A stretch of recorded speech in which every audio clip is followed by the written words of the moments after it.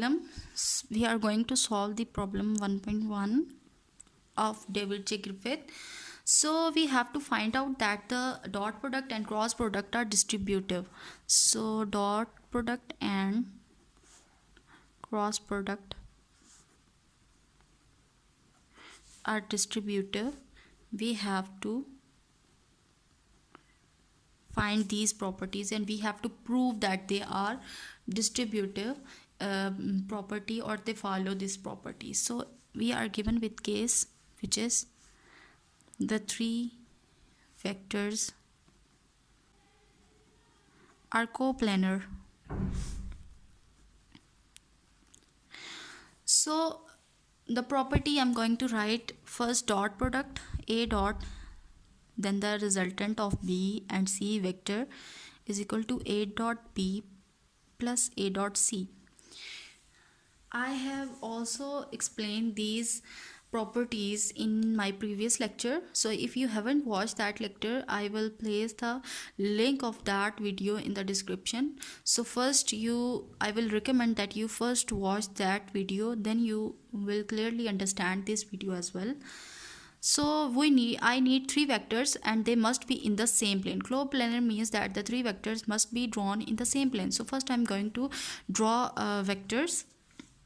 So for this I have to draw first the vector, the resultant, then I would draw a vector A. So resultant is what? It is the sum of vector B and vector C. So I'm going to draw the vector B. This is vector B. Then I am going to draw on the head of vector B, I'm going to draw another vector name as vector C. So its resultant is that I have to join these two vectors and its resultant would be B plus C. So B is making angle with the horizontal name as theta 1 and C is making angle with horizontal name as theta 2. So अब हमने क्या करना है कि इनको एक line पे आके ज्वाइन करवाना है ताकि हम इनको नाम दे सकें.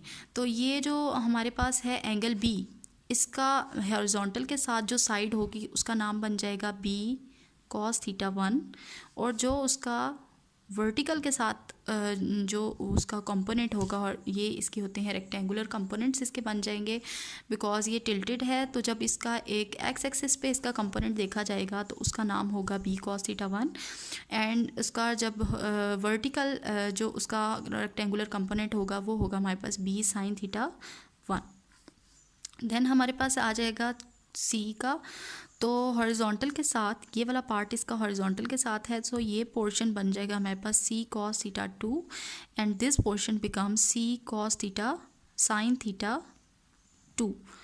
So this becomes the vertical rectangular component of C and this is the horizontal rectangular component of vector C.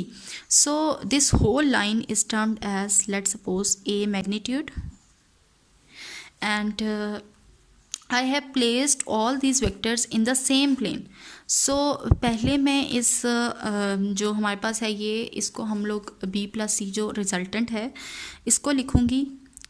ये B plus C है और ये जो हॉरिजॉन्टल के साथ B plus C का जो वेक्टर होगा उसको नाम मैं दे देती हूँ थीटा 3 का, because I have already named theta 1 and theta 2. सो इसको थोड़ा सा कंपैरिजन क्रिएट करने के लिए थीटा 3 इसका एंगल को नाम दे दूँगी. So it becomes B plus C का magnitude and this side becomes, अभी हम जिन पोर्शन को ले रहे हैं for dot product I am taking the because I need dot के लिए हमें ज़रूरत होती है कॉस थीटा की. सो जितने भी कॉस थीटा हैं उनको हम लोग अभी लिखेंगे कि B plus C जो कॉस थीटा 3 है उसमें अगर हम गौर करें तो ये पूरी लाइन आती है और ये सम है दो का, एक B cos थीटा 1 का और एक C cos थीटा 2 का. सो मैं इसको लिख लूँगी B cos theta 1 plus C cos theta 2. अब इस होल इक्वेशन को मैं मल्टीप्लाई कर दूंगी by third magnitude of A. सो ये मेरे पास बन जाएगा A B plus C का magnitude and cos theta 3 is equal to A B cos theta 1 plus A C and cos theta 2. So अब क्या होगा हमारे पास के ये दो इनके बीच में जो एंगल है हमारे पास वो कॉस थीटा का है। सो ये बन जाएगी मेरे पास a dot b plus c and then this becomes a dot b plus a dot c.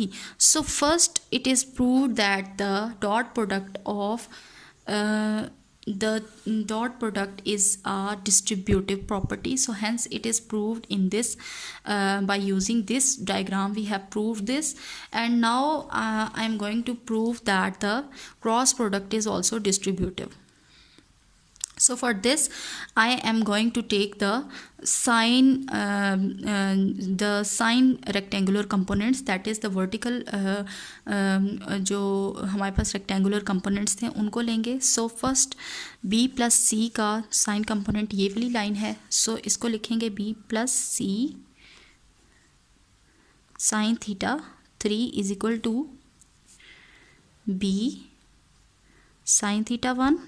इस लाइन का जो दो हैं इसमें जो मिला के बना रहे हैं. So plus C sine theta 2. सो इसको भी इसी तरह मैग्नीट्यूड के साथ मल्टीप्लाई कर दूँ. A B plus C sine theta 3 and is equal to A B sine theta 1 plus a c sin theta 2. So you have seen that अब sine theta जो है वो मिलके क्रॉस प्रोडक्ट बनाता है. So a cross b plus C is equal to a cross b plus a cross C. Hence proved that cross product is also distributive property and it proves that it obeys the distributive property. So इस तरह हमारी problem 1.1 जो है वो complete हो जाती है. तो आपको ये तमाम लेक्चर समझ आ चुका होगा और आपने इसको क्लियरली समझ लिया होगा. और please like share comment and subscribe my channel and also hit the bell icon ताकि आपको मेरी आने वाली जो जितनी भी नई वीडियोस हैं उनका नोटिफिकेशन सबसे पहले मिल सके.